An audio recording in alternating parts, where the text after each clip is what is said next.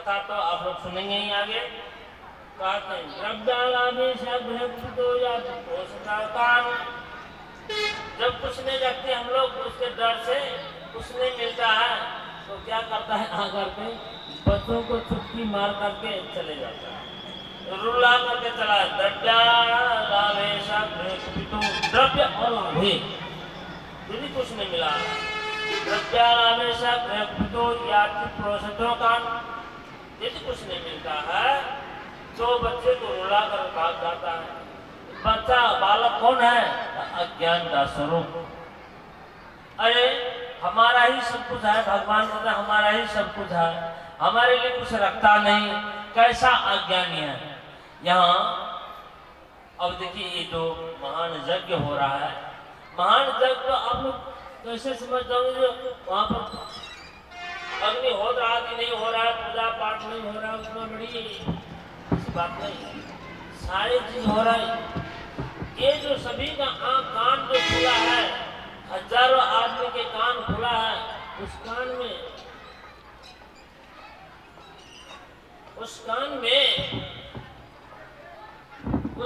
जो वेद मंत्र, ये जो शास्त्र, जो आहुति दी जा रही है, यही हवन है। इस दोनों कान कुंड में जो शब्द रूपी वाणी रूपी कुंड, वाणी रूपी जो हविष्य है, उसमें डाला जा रहा है। इसीलिए इसको ज्ञान महायज्ञ कहते हैं। अब आगे हस्ताग्राह्य रजति विधिं की जगोलो गलादय शीघ्रं ही अंदर निर्वयना सिक्के भांडे सुतद्वित भांतागारे दत्तमणिगणं संगमत प्रदीपम काले गोपीयरी चित्ता। ऐसे बहुत से लिस्ट बनाई है। जब वो क्या करते हैं, गोपी कहते हैं जब हम लोग ऊपर में रखते हैं, सीट में रख देते हैं, जब हाथ में पहुंचता है तो पीठ पैठी कहते हैं, यहाँ उखल पैठी ये सब लगा करके वो अपना काम बना लेता है। यदि हम लोग अंधेरे घर में रखते हैं तो उसका जो तुम इस प्रकार के मणि के माला पहनाती है, उस मणि से वो देख लेता है।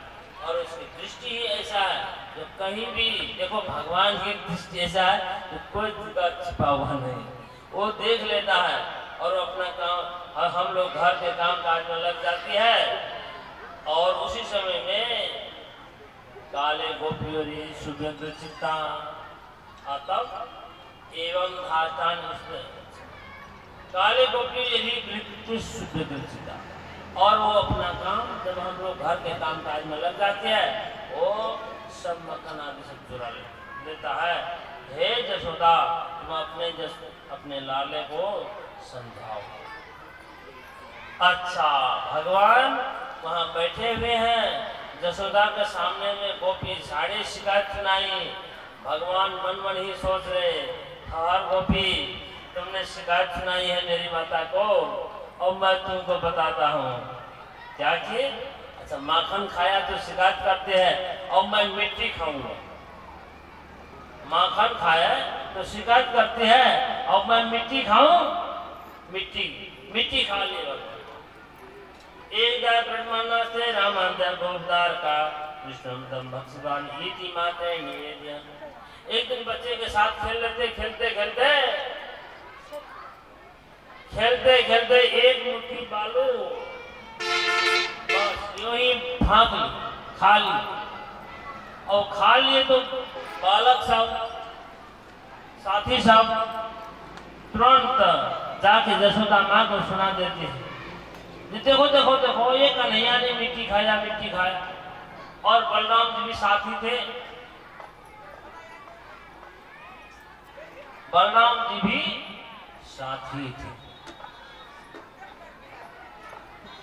तब वहां पर जब वहां जसोदा माता के पास लेके जाते हैं बच्चा सब कन्हैया को, तो कन्हैया कहते हैं मैंने नहीं खाया हूं। तब आप लोग भजन सुनते हैं, मैं नहीं माखन खायो। ये जो अब भगवान देखिए, एक तरफ माखन खाते हैं, ये मिट्टी खा लेते हैं, एक बार मिट्टी खा लेते हैं, कहते हैं मैंने मिट्टी नहीं खाया, तो झूठ बोलते हैं भगवान कि सत्य बोलते हैं। अब आगे इसका निराकरण आप लोग सुनिए। यशोदा कहती है, यशोदा कहती है,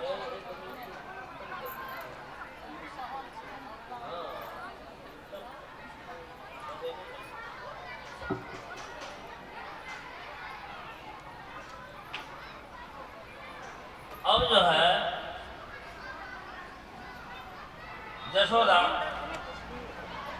सापेक्षा करे कृष्णोपालम्य हितेशनी यशोदा भय संत्रा संभ्रांत प्रेक्षणा अव्यभाषित सापेक्षा यशोदा हाथ में लट्ठी लिया और पूछती है, कन्हैया क्या तुमने मिट्टी खाया कि नहीं खाया?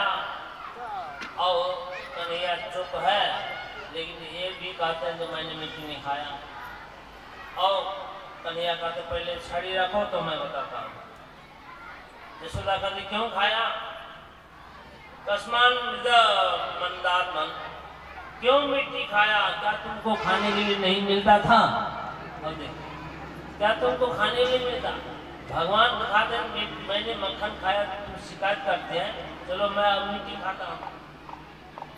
कृष्ण भगवान का तो मैंने मिट्टी नहीं खाया हूँ, ये सब झूठ बोलने वाले हैं। यदि सत्य है तो देखो मेरे मुख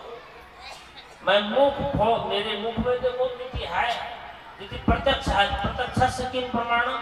प्रत्यक्ष का कोई प्रमाण नहीं होता। हाँ, यदि मैंने मिट्टी खाया, इन लोगों की बात सत्य है, लेकिन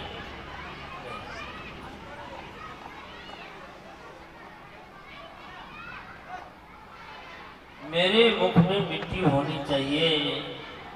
अब देखिए यहाँ बात कैसे है, भगवान मिट्टी खाए, कहते मैंने मिट्टी नहीं खाई।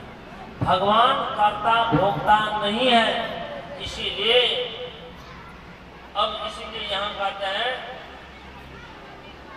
भगवान कहते हैं अच्छा ठीक है, तुमको विश्वास नहीं होता है, भगवान मुख खोले, यशोदा से कहते हैं माता माँ देखो मेरे मुख में मिट्टी है, तो सो देख लो। मुख खोलते हैं और उस मुख में फिर वही सात्री दीपाप्ति भूगोलम स वायुतारकम ज्योतिषकम जलम तेजो नवस्वान देव।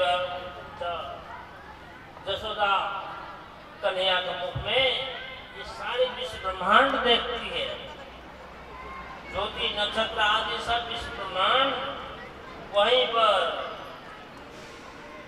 पहाड़ पर्वत नदी खोला आदि सब। यशोदा थर-थर कांपने लगी। मैं ये सपना देख रही हूँ कि क्या देख रहा हूँ, इसकी कोई योग माया है कि क्या है? हाँ, मैं तो यही समझ रहा था तो मैं इस ब्रज के मालकिनी हूँ।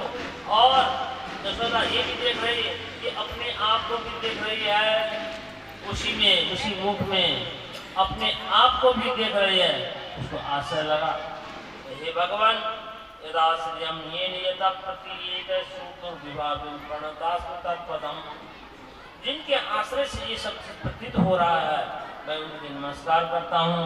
मैं तो ये समझ रही थी कि मैं ब्रज की मालकिनी हूँ, ये मेरे पति है, ये मेरे पुत्र है, मैं ब्रज की मालकिनी हूँ, ये सब मेरे नौकर नौकरानी है। लेकिन हे भगवान, जिनकी माया से इस प्रकार की कुमति है मेरी, मैं उनके शरण में हूँ। क्योंकि यशोदा ऐसे दिव्य रूप देखती है कन्हैया का मुख में, वो भगवान की कृपा से भगवान उनको दिव्य दृष्टि बार पटक दिव्य दृष्टि दे करके भगवान की महिमा को दिखा। अब आगे फिर क्या हुआ, दिखा दो दिए। वैष्णवी मायाम पुत्र स्नेह महिम विभो सद्यो नष्ट स्मृति गोपी सा आरोप्य आरोहम आत्मदम। वैष्णवी माया, भगवान अपने माया को फैलाते, फिर पुत्र स्नेह इतना उमर गया कि फिर बालक को गोद में लेकर के दूध पिलाने लगती है। अब यहाँ कहते हैं, राजा परीक्षित पूछते हैं हे भगवान, आप ये बताइए कि नंद ने कौन ऐसा काम किया था, कौन ऐसा कर्म किया, यशोदा ने कौन से कर्म किया था जो जन्म लिए मथुरा में देवकी और वसुदेव के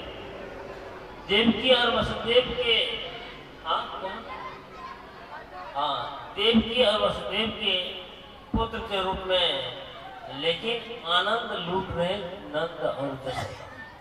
इसीलिए किसी का जन्म कहीं होता है और वो आनंद कहीं देते हैं। जन्म और कर्म